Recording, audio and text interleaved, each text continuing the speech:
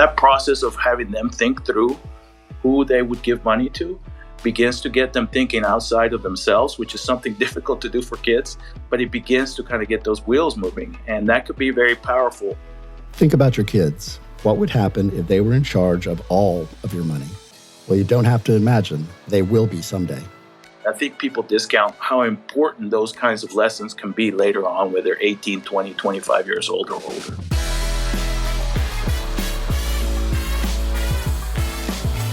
I'm Patrick Pacheco, and you're listening to In Good Companies from Cadence Bank, the podcast where we answer the toughest questions facing your business and guide you through the company lifecycle, from start to sale and success to succession.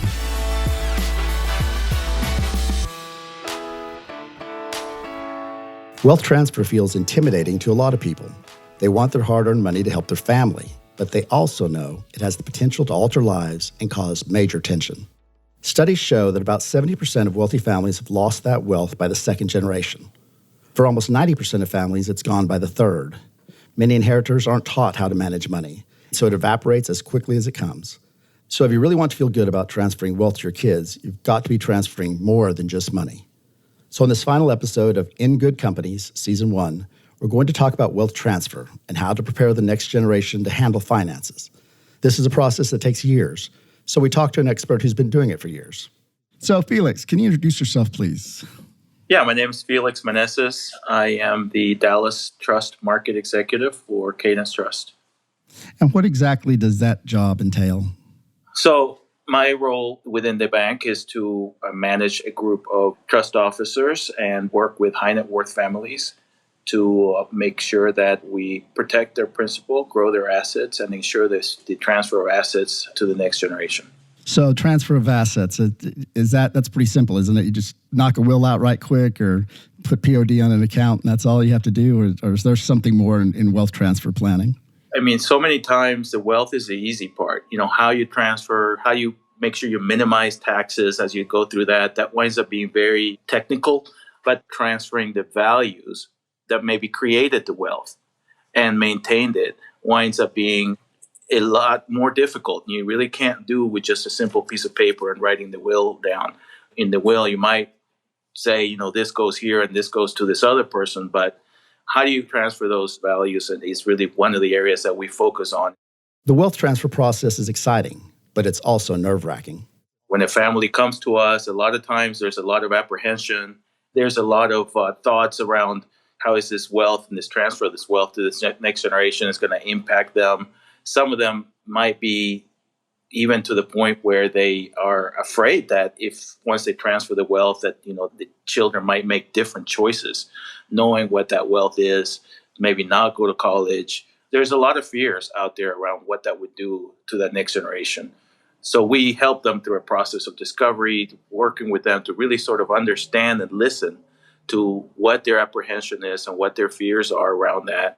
Before you can transfer those values, Felix says you have to identify what your priorities are. A lot of times the spouses or the parents haven't even talked or thought about this themselves. They just have this general anxiety. So what we do is we do have them come in, have a conversation with us, and we try to understand what their core values are, the core principles that they want to really focus in on. And a lot of times what we found is that they really sort of center around three major areas that they feel like they want to make sure that they transfer to that next generation so that the wealth that they receive winds up being something that edifies their life as opposed to a destructive force in their life. So typically we're looking at stewardship and understanding that part of it. We're looking at philanthropy and what their values are around that. And we're also looking at entrepreneurship as well. So there could be other core principles that they're looking to transfer, but we really try to, through discovery questions, find out exactly how they feel about those things. And a lot of times they have strong feelings about them, and they haven't really looked for ways to make sure that those feelings transfer to that next generation through examples or other tactics. It's kind of interesting here because it sounds like it's not really the wealth that's the primary aspect of the transfer, but it's that you're trying to use wealth to carry those ideas out. Felix mentioned a trio of common values that he helps clients teach their kids: stewardship, philanthropy, and entrepreneurship. I asked him to tell me more about what each of these means in the context of wealth transfer. Recently, I got a chance to listen to one of the sons of Lamar Hunt give a speech. That would be Lamar Hunt, late owner of the Kansas City Chiefs. He characterized this concept of stewardship very interestingly. Coming from a oil and gas and land development family, he said his father told him that this land that you hear, you're basically renting it throughout your life. So there was this concept of stewardship is about the wealth that you're the steward of that wealth for the next generation. So that's very different thought process than this is mine and I do whatever I want with it, even to the point of squandering it.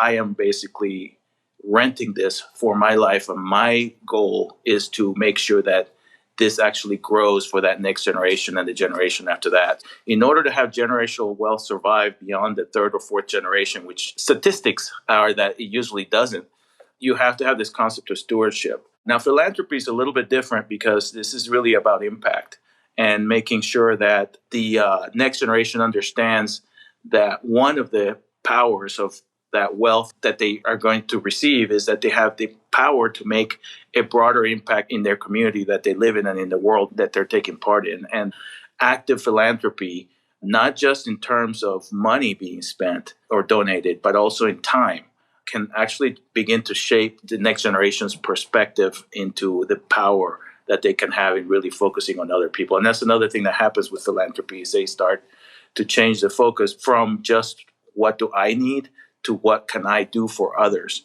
as they take part in that philanthropy. And then you talked about entrepreneurship. What concept are you trying to get there, or what type of values are you trying to impart with entrepreneurship?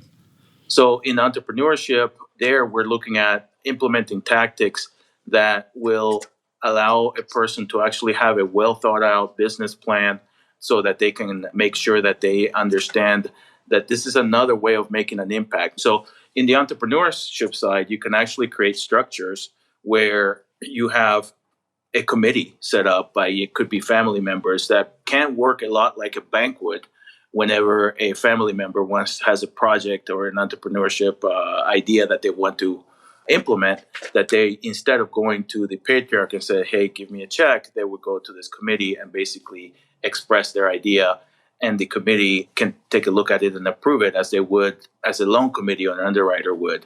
So by creating that structure, you create an expectation of how entrepreneurial spirit is going to be enhanced through the wealth, as opposed to just give me a check.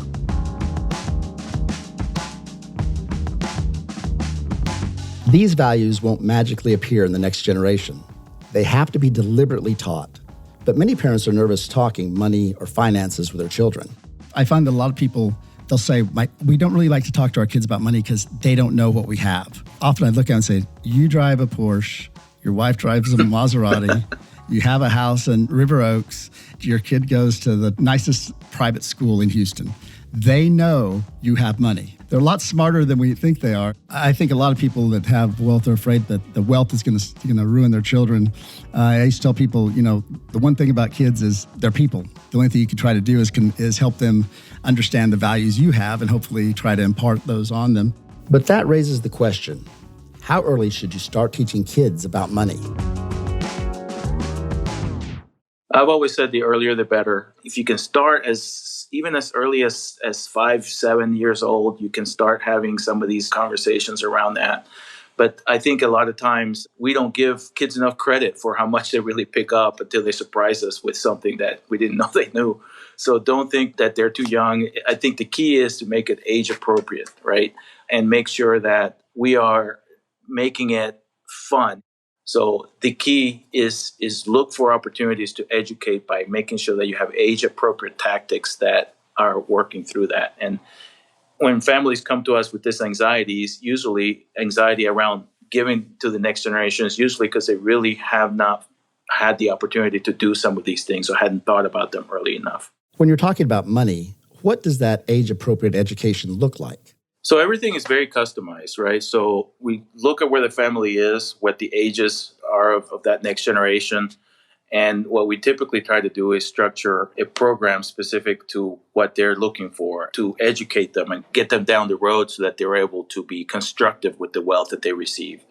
To be more specific, we've got something called a wealth empowerment program within Cadence Bank that allows us to put them through three different tracks. So you've got, if you're between ages of 15 to 22, there's certain goals and primers and educational pieces that we provide them, in addition to some mentorship and experiential applications. If you're between the ages of 22 to 30, that might be a little bit different. And then if you're 30 to 40, then that might be also a little bit different. The focus changes as the ages change, but always starting with education and then creating some experiences as well, and meetings with key people within our organization to make sure that they're getting the concept. If you want to get your child started even earlier, Felix has some activities for you as well. Depending on the age of the child and what's there, for a lot of times they're children, and, you have to kind of break things down in a way that it resonates with them. So one of the things that we talk about is utilizing the 3 jars tactic, right? So where we tell the parents, hey, give the child some chores to do at home. And then, that's kind of their job. And they start working. Ultimately, the goal is once they get the money, you grab the 3 jars and you divide up and you put a certain percentage in the jar for savings, another percentage in the jar for giving, and another percentage on the jar for spending. And one of the most important things about that is you try to tie that spending jar with something they want to get, a toy or something that they want to pick up, and say, hey, let's work towards that. It allows them to see, hey, I worked for something, I earned it, and then I use my spending jar to actually go out and actually buy it. So it's very simple, but there's a lot of principles being taught there. And the earlier you get those principles across, the more they're going to understand the impact that money can have. And then you grab the donation jar, and then you're able to go somewhere in the community and have them actually hand the money or hand the check. And it's important for them to also get involved in actually picking. That process of having them think through who they would give money to begins to get them thinking outside of themselves, which is something difficult to do for kids already. But it begins to kind of get those wheels moving. And that could be very powerful early on. And I think people discount how important those kinds of lessons can be later on, when they're 18, 20, 25 years old or older. When it comes to teaching your children entrepreneurship, it's hard to beat the classics. A lemonade stand is such a powerful tool for a child to sort of understand entrepreneurship. So it's an easy thing. People overlook how powerful that is. But, 10 years old, 9 years old, having a lemonade stand out in the neighborhood and earning money, there's a ton of lessons that can come out of that. And then what you do with the money then becomes a whole nother set of lessons around philanthropy and investment that then you can have with them as well. When you've instilled your core values and financial skills in the next generation, it's time to think about what your wealth transfer plan actually looks like. And there are a lot of options. Well, I think the nuts and bolts of it is usually you're looking at some level of control. So a lot of times you go all the way from the basic will, where you have a set of instructions as to what will happen and who will get what, bequests and then residuary estate. Beyond that, you can also build revocable living trusts, where you have the ability to avoid the probate process. That can be sometimes that's a goal of the planning process. And then, depending on the size of the estate, with a lot of the clients that we work with, we're also looking at strategies of creating irrevocable trusts for the children. There's also, like we mentioned, the possibility of also creating a family foundation or a charitable trust for the purposes that we talked about before. So you can actually have both some of the values and also the wealth transfer, so that there's a reduction in the possibility of estate taxes through a family foundation. And that's a very common tool that we utilize with a lot of our clients. With so many different structures to work with, it's worth examining the key elements of the most successful wealth transfer plans. One of the commonalities is that you have a team of advisors that are talking to each other. So beyond just what's written in the paper, it's sort of the process around that. Number two, you've applied some of these corporate governance structures and committees inside of the transfer plan itself. And I think number three, that you have some of these value opportunities or core principles that you create the opportunities for some of those to be transferred. Felix said a lot of great stuff there, so let's break that down. The first element Felix mentioned was a team of advisors. So when you're doing this, it seems like you're also going to have a lot of professionals involved. How do you coordinate, because everybody thinks about it differently, how do you coordinate the client, with the CPA, with the attorney, with the business attorney. Some clients want to keep all of these people separate and have different conversations with them. And I think that's a recipe for problems down the road, mostly because there's an opportunity to have synergies come from the goals, because ultimately we're all working on some portion of the goal, that the ultimate goal of transferring that wealth and making sure that that happens. Sort of like if you had a basketball team and you never actually had meetings or huddles, how terrible would that game turn out? Having the advisors work with each other allows the process to work a lot more smoothly and allows for the opportunity for new ideas to come to the table that maybe weren't there before. I think people have to realize that a lawyer looks at something differently than the CPA looks at it. The lawyer may say, hey, we're going to reduce the liability by creating these 15 LLCs and this and that. And the CPA is thinking, you're talking about 15 tax returns. You're talking about 15 quarterly pay. Let's do it a different way. That give and take, I think, can be really useful and let the client kind of figure out what's going to work for them. The second piece that Felix mentioned was implementing corporate governance structures within your plan. And there's a really good reason to set up those protections. Corporate governance is a way to avoid family disputes. And no matter how hard you try, when Bobby took Mikey's pail and when they were 3, Mikey still remembers that. And when parent 1 dies, there's a shift in the dynamic. When parent 2 dies, it's a logarithmic shift in the dynamic. And Mikey's going to come and he's going to get his one up now for that pail. He's been waiting for 72 years to get this. He's going to get it now. I think most importantly, you can avoid family litigation because that splits families forever. I think you're absolutely right that in the void of that corporate governance structure and implementing that, what you have is people making decisions on their own, other parts of the family not feeling considered in some of the decisions. So the thing splinters off over time and you wind up with different sections of the family doing their own thing and not really maximizing the impact of that wealth transfer. And that goes to the sustainability of the plan over generations. So a lot of times what we tell people is that they grab some of the principles of corporate governance and we bring them into the estate planning process. So we might have a board of protectors, right, or a trust protector that maybe plays a role, or even a board of advisors where we might have several family advisors and also some professional advisors as well as part of that board. And if that sounds hard to implement for your family, Felix has a trick for getting buy-in. One of the tactics that we use is we have the opportunity of creating what we call endowed vacations to get the family together so that they can conduct some of these meetings and see each other face to face, transfer the values there. So, we don't call it an annual meeting because nobody wants to go to the meeting, but an endowed vacation that all of the family can come into and have the patriarch start that off, but also that next generation and have some of those committees actually function during those times, I think can be very helpful. There are other creative ways of implementing corporate governance that build some of those values Felix was talking about.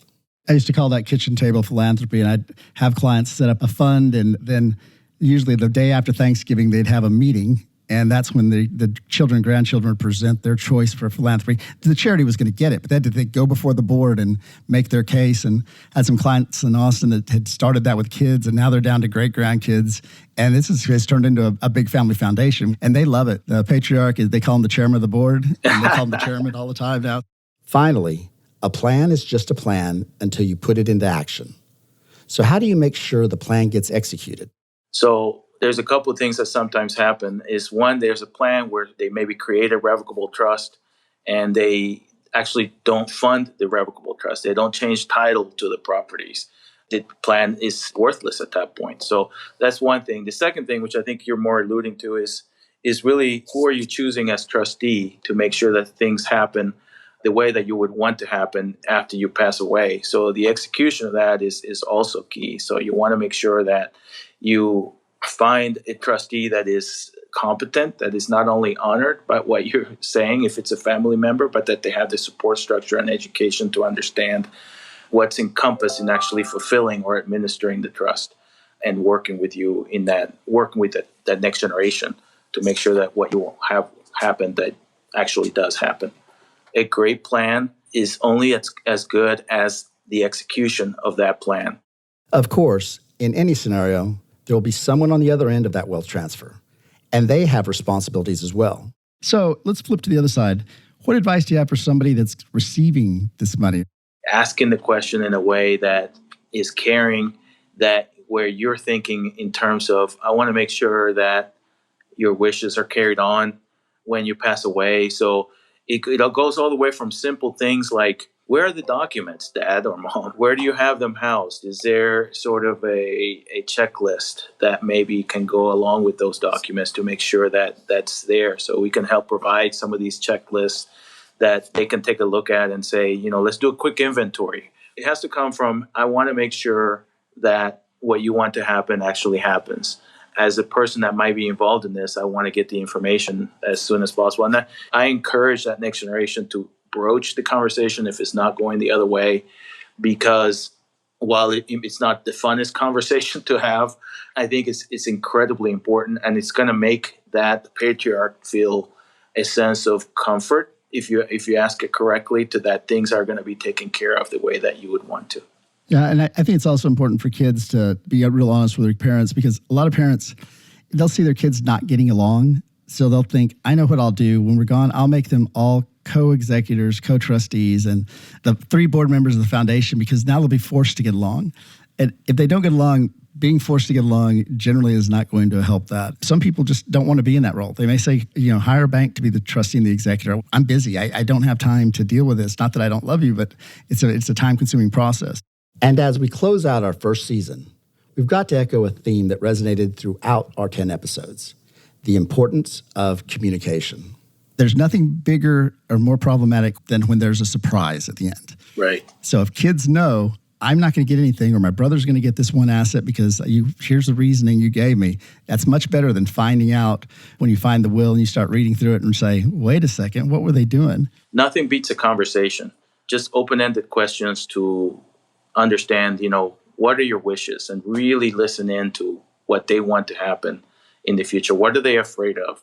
And if there's one thing that Felix wants you to know about the wealth transfer process, it's that there's nothing to fear. It's not a scary thing. It's not scary to talk about. I would hope they understand that it's flexible, that they have control, and they can execute control even after they pass away. A lot of times people push this off because they feel that they're going to lose some control factor. So there's ways to build that into the document and make sure that they have some control, even if they're pushing something out of their estate. The old saying, the first generation makes the wealth, the second generation spends it, and the third sees none of it. To break that cycle, you have to be deliberate about how you approach money with your kids. Make sure to link money to the values you want to impart, so it can be a tool for them to thrive and help others thrive.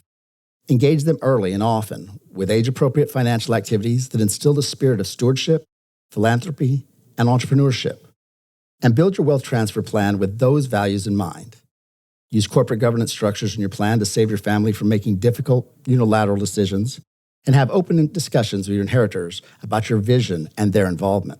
If you do all this, you'll be setting up the next generation for success and teaching them what they need to pass down to the following generation, and the one after that, and the one after that, and the one after that, and the one after that, and the one after that, and the one after that, and the one after that. I'd like to thank Felix Meneses, my colleague, for imparting strong values to our team and all our listeners.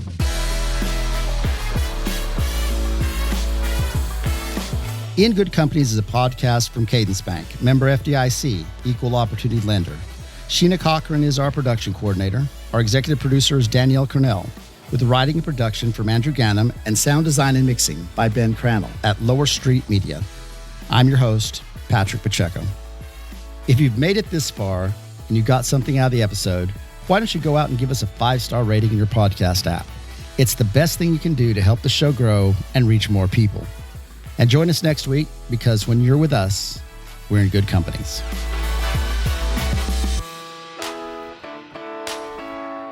This podcast is provided as a free service to you and is for general informational purposes only. Cadence Bank makes no representations or warranties as to the accuracy, completeness, or timeliness of the content in the podcast. The podcast is not intended to provide legal, accounting, or tax advice and should not be relied upon for such purposes. To the extent that this podcast includes predictions about the economy, these predictions are subject to a number of variables, and you should confer with your legal, accounting, and tax advisors for their input regarding the possible outcomes of any economic subject matter discussed herein.